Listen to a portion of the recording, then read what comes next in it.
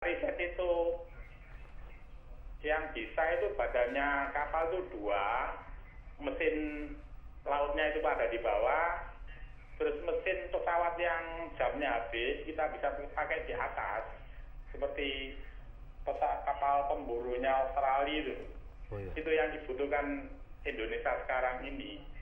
Kalau itu ada dananya, Bupati Wali Kota se-Indonesia yang punya jalur, mari kita kembangkan itu. Nanti saya kita bikin di Samarinda. Soalnya nyangkut ekonomi Indonesia yang paling berat sekarang parah itu. Baik. Soalnya kapal kita yang diproduksi di Samarinda sekarang udah jadi dijual susah sudah. Ya, baik Pak Giono. Terima kasih atas bantuannya. Selamat malam. Selamat malam, terima kasih Pak Giono. Mungkin bisa dijawab langsung Pak. Ini bisa dikaitkan juga dengan tadi tema Harteknas tahun ini menekankan pada pangan, energi dan maritim. Ya. Oke, terima kasih. Jadi apa yang disampaikan oleh Pak Sukari tadi yang dari Pak Sugiono ya. Sugiono. Pak Sugiono yang ada di Probolinggo, ternyata dia dari Kalimantan, dari Samarinda, Kalimantan Timur. Kami akan akan lakukan fasilitasi ini, nanti kita akan mediasi. Mungkin lain kali kita akan coba cek kondisi yang ada di galangan kapal Bapak ini. Nanti kami akan cek, karena ini penting bagi kami. Karena ini sangat-sangat dibutuhkan untuk nelayan. Pak Menteri, kalau memang ini nanti besar, lain lagi urusannya. Sebetulnya jalurnya Pak untuk bagi pemerintah untuk kemudian bisa menghubungkan antara inovator dengan para dunia industri, apakah itu harus inovasi yang datang dari perguruan tinggi seperti yang selama ini sudah dilakukan, atau mungkin inovasi yang dihasilkan oleh masyarakat umum seperti Pak Giono ini? Oke, itu bisa 2 cara. Bisa inovatornya itu dengan industrinya, atau pemerintah yang akan mencoba menemukan. Ini penting sekali. Makanya pentingnya pemerintah di sini letaknya. Akan memediasi pertemuan antara pengusaha dengan para peneliti ini. Nah nanti kalau ini masalahnya apa sih hambatannya?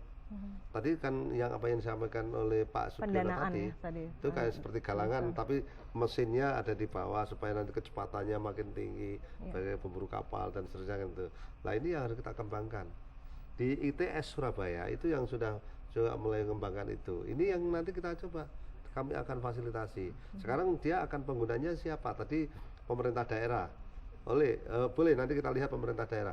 Itu berarti untuk nelayan. Kebutuhan nelayan berapa lah? Ini kami akan hubungkan dengan nanti bersama dengan Menteri KKP ini nanti yang akan. Baik. Kalau bicara mengenai pemerintah daerah, sebetulnya kita juga ingin bertanya banyak nih Pak ke Ibu mengenai Ibu Korita, mengenai bagaimana dukungan dari pemerintah daerah, karena UGM sudah melakukannya dengan Mataram misalnya. Di sana bagaimana seharusnya daerah lah yang tahu potensinya, daerah lah yang tahu budaya lokalnya, namun bagaimana kemudian peran atau dukungan dari pemerintah daerah? Itu sangat penting sekali. Sebagai contoh, saat ini selain dengan Provinsi NTB, itu juga dengan Provinsi Daerah Istimewa Yogyakarta. Nah, itu Bapak Gubernurnya, bahkan Bapak Bupati, itu spiritnya sama, adalah bagaimana produk-produk karya lokal yang sudah ada, tetapi kalau itu langsung dijual, nilainya sangat rendah, tidak dihargai. Lalu kita tingkatkan nilainya dengan memasukkan unsur teknologi yang sudah siap pakai, dan ini akan menjadi suatu produk yang bisa bersaing dengan produk ekspor yang mengganti mensubstitusi produk impor. Contohnya adalah produk teh. Teh itu biasanya saat ini kita jual masih curah, masih mentah gitu. Nanti akan dipakai oleh Lipton Tea atau teh-teh yang sudah bermerek internasional bermerek masuk ke Indonesia, kita beli dengan harga yang berkali lipat. Nah, sekarang akan kita dirugikan konsumen Indonesia sendiri juga ya. Nah, pemerintah daerah sangat concern dengan hal itu, mencoba untuk mendorong agar perguruan tinggi dan komunitas lokal itu bisa bergabung untuk meningkatkan produk lokal. Karena dukungan ini harus selaras ya Pak Menteri ya, tidak hanya datangnya dari pemerintah pusat, tapi bagaimana juga pemerintah daerah. Ada namanya sistem inovasi daerah. Baik, nanti mungkin Bapak bisa jelaskan lebih jauh, tapi kita sapa lagi. Halo, selamat malam. Halo, selamat malam. Selamat malam. Dengan Bapak siapa dan di mana Pak? Iya, saya Tony dari Ciledug, Tangerang. Baik, silakan Pak. Iya, saya mau tanya sama Pak Menteri, Bu. Iya, itu saya mau bertanya aja kenapa kalau Bapak kan di riset dan teknologi ya Pak ya, kenapa tidak hasil-hasil riset yang dari tahun-tahun dulu itu tidak dikembangkan gitu? Mungkin masih dari zaman Pak Habibie ya dulu menjadi Menteri Riset, terus beliau menjadi Wakil Presiden dan jadi Presiden. Kan pasti ada riset-riset yang waktu itu mungkin mengenai pesawat dan lain-lainnya itu diteruskan. Iya. Gitu. Baik. Jadi Itu saja Pak Tony. saya pikir untuk negara ini sebaiknya iya, jadi riset-riset yang memang bisa menunjang nantinya untuk pemasukan pembangunan negara itu bisa seperti pesawat dulu kan yang pesawat Nusantara yang setelah Jan 235 itu ya N250. Pesawat jet Indonesia kan udah mampu. Ya, baik Pak Tony, terima kasih. Nanti industri yang sedemikian. Terus yang terakhir contohnya industri mobil aja, mobil dalam negeri lah. Yang ini kan Pak Jokowi sekarang sudah jadi presiden ya. Beliau waktu itu masih jadi wali kota, itu ada mobil hasil anak SMK. Kenapa tidak dikembangkan gitu untuk menunjang? Oke. Baik, ya terima kasih Pak Tony, nanti akan dijawab langsung oleh Pak Menteri. Namun sebelum dijawab Pak, ada penelpon lagi, satu lagi. Oke, udah. Halo, selamat malam. Halo, selamat malam. Ya, sayang sekali terputus. Mungkin ini Pak Tony ini mewakili banyak orang yang ingin tahu bagaimana kabar dari hasil inovasi-inovasi yang sudah lama dihasilkan. Betul. Sekarang ini perkembangannya seperti apa Pak? Oke, terima kasih. Yang tadi yang disampaikan oleh Pak Tony, terima kasih untuk masukan bagi kami. Dan ini kan sekarang sudah kami lakukan, yaitu mengenai dulu yang pernah berhasil di dalam transportasi udara kita. Nah, sekarang kita akan lihat kembali dan kami terapkan lagi dan kami akan gunakan. Kita kan negara kepulauan. Kota kita antara kota satunya itu kan cukup jauh dan tidak bisa dijangkau dengan darat dengan cepat. Biasanya 7 jam, katakan Cilacap, Jakarta. Ini kan sekarang kan kita itu cukup lama. Sekarang teknologi yang kami kembangkan ini ada riset di bidang penerbangan untuk pesawat terbang yang disebut dengan adalah N219. N219 ini pesawat kecil. Teknologi ini dikembangkan adalah untuk mengantisipasi kebutuhan daerah terhadap penerbangan atau pulau-pulau terhadap transportasi udara. N219 itu kan penumpangnya ya sekitar 19 orang, kecil lah, kan hutan kecil memangnya. Dan runway yang dibutuhkan biasanya kan mesti panjang sampai 1,8 kilo. Ini cukup hanya 550 sampai 600 meter. Itu luar biasa lah. Oleh karena itu ini bisa kita kembangkan. Nah ini tahap risetnya ini sudah selesai. Sekarang tahap berikutnya adalah membuat roll out-nya pesawat itu. Sekarang sudah mendekati angka di 50-60%. Harapan saya di bulan Oktober atau November sudah ada roll out, sudah bodi pesawat jadi. Dan bisa segera Nah nanti setelah itu nanti untuk disertifikasikan, kalau sudah mendapat sertifikat tahun 2016, harapan saya nanti bisa menjadi produksi massal. Nah, kalau itu sudah sukses, berarti tahun kebangkitan kedirgantaran Indonesia di tahun 2016 itu. Ini tentang untuk kedirgantaran ini menjadi penting. Tentang mobil, kami kembangkan sesuai dengan arahan Bapak Presiden. Ini kandungan lokalnya yang sudah mendekati angka di 70%, 60 sampai 70%. Ini yang kami dorong. Jadi artinya jangan khawatir ya Pak, itu terus dikembangkan terus oleh pemerintah dan salah satunya tadi di 2016 kita akan punya pesawat baru. Ya, insya Allah. Doakan saja. Ya baik. Ada lagi penelpon berikutnya. Halo, selamat malam. Halo. Selamat malam, dengan Bapak siapa dan di mana Pak? Saya Frans di Jambi. Pak Frans di Jambi ya? Iya. Silakan Pak. Oke, sebenarnya saya mahasiswa nih Pak ya. Mahasiswa ya? Iya, saya mahasiswa sedang berkuliah di Bandung di Pajajaran. Jadi saya sudah sering concern terhadap penelitian baik skala nasional maupun regional Bandung, dan sebenarnya kami menyambung percakapan maupun sebelumnya, saya sebenarnya menarik sekali ketika output yang kami hasilkan dalam penelitian yang dilakukan oleh mahasiswa itu seringkali tidak adanya kemauan dari pihak-pihak yang sebenarnya bisa mengaplikasikan output kami tersebut, katakanlah pemerintah, untuk memakai hal tersebut sebagai inovasi dari mahasiswa. Seringkali kami diremehkan, Pak. Nah, jadi sebenarnya banyak lomba, banyak penelitian, ataupun karya tulis ilmiah, tugas akhir, sebenarnya itu bisa dilakukan terjun langsung oleh pemerintah untuk dicari inovasi-inovasi baru yang dihasilkan oleh mahasiswa. Jadi, singkatnya. Ya, Mas Frans, baik, sudah ditangkap maksudnya Mas Frans bagaimana dukungan jadi pemerintah maksud- terhadap inovasi dari mahasiswa ya? Oke, ya. Ya, terima kasih Mas Frans di Jambi. Telepon berikutnya, halo, selamat malam. Ya, halo, selamat malam.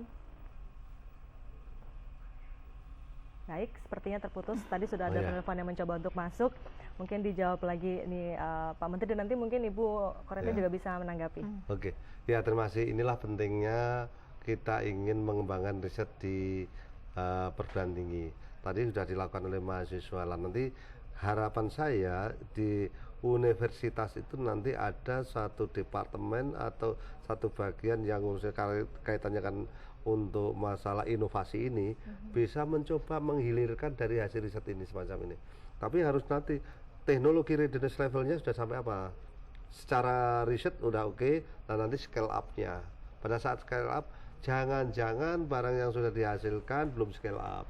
Nah nanti kepentingan universitas ini coba menghubungkan. Nah nanti kalau memang itu belum bisa dilakukan, pemerintah nanti akan turun tangan, akan mengintervensi. Problemnya di mana? Nanti kami akan carikan industri yang terkait hal ini. Jadi sangat-sangat penting sekali. Karena apa? Jangan berhenti di sini. Ini cost, uang yang dikeluarkan banyak, supaya nanti bisa dimanfaatkan oleh masyarakat. Dan ini jangan sampai kreativitas ini terhenti. Begitu jangan Pak, terhenti. Ya? Dan mereka nanti terjadi sampai boring, kebosanan yang muncul. Ya ini nanti dismotivation. Ya, dan jangan sampai kemudian sumber daya manusia itu diserap oleh negara lain. Nah itu mereka lebih baik menjadi di luar kan. Jangan sampai itu terjadi. Ini harus kita kembangkan. Baik Bu Korita mungkin bisa menanggapi Ibu. Betul sekali, banyak sekali karya mahasiswa yang sangat inovatif, terutama untuk kreatif industri. Akhir-akhir ini di bidang IT, kreatif industri. Jadi saya mengambil contoh yang di UGM saja yang kebetulan saya tahu. Tahun lalu ada 3 karya mahasiswa yang kami fasilitasi dalam akademik inovatif akademik. Jadi ada semacam program dari universitas yang dibina oleh Google. Kemudian mahasiswa itu diseleksi dari 150, itu dilatih semuanya untuk, jadi mahasiswa kalau dibiarkan sendiri kasihan, akan salah arah. Jadi sejak awal melakukan riset itu sudah dikawal oleh Google. Jadi diarahkan arah ke sana, tapi boleh akhirnya akan muncul kreasi sendiri, akan menentukan arah sendiri, tapi awalnya tuh tetap harus dibina. Dan akhirnya bisa menjadi industri sendiri, menjadi bukan industri, maaf, company. Jadi sebetulnya peran-peran dari universitas ini yang dan industri kreatif industri itu ya banyak sekali mahasiswa di situ. Ibu Korita mungkin bisa digambarkan ketika sebuah inovasi ingin dihilirkan ke industri, itu tahapannya apa aja sih Bu, sehingga bisa diaplikasikan ke masyarakat? Untuk bisa diaplikasikan itu apa tahapan-tahapannya? Terus terang tahapannya cukup panjang. Jadi mungkin singkat aja Bu digambarkannya. Setelah riset, itu hasil riset itu kan misalnya dilakukan eksperimen di laboratorium. Suatu instrumen, misalnya untuk mendeteksi gempa atau banjir gitu. Di laboratorium sudah berhasil. Tapi ini kan harus diuji cobakan di lapangan. Di lapangan langsung. Nah, jadi harus melalui tahap setelah menjadi prototipe dari lab, itu diuji cobakan di lapangan, atau kalau obat juga diuji cobakan untuk manusia. Tadinya di lab binatang, tapi ini harus juga ke manusia. Jadi melalui tahap uji coba, kemudian dari prototipe menjadi skala lapangan.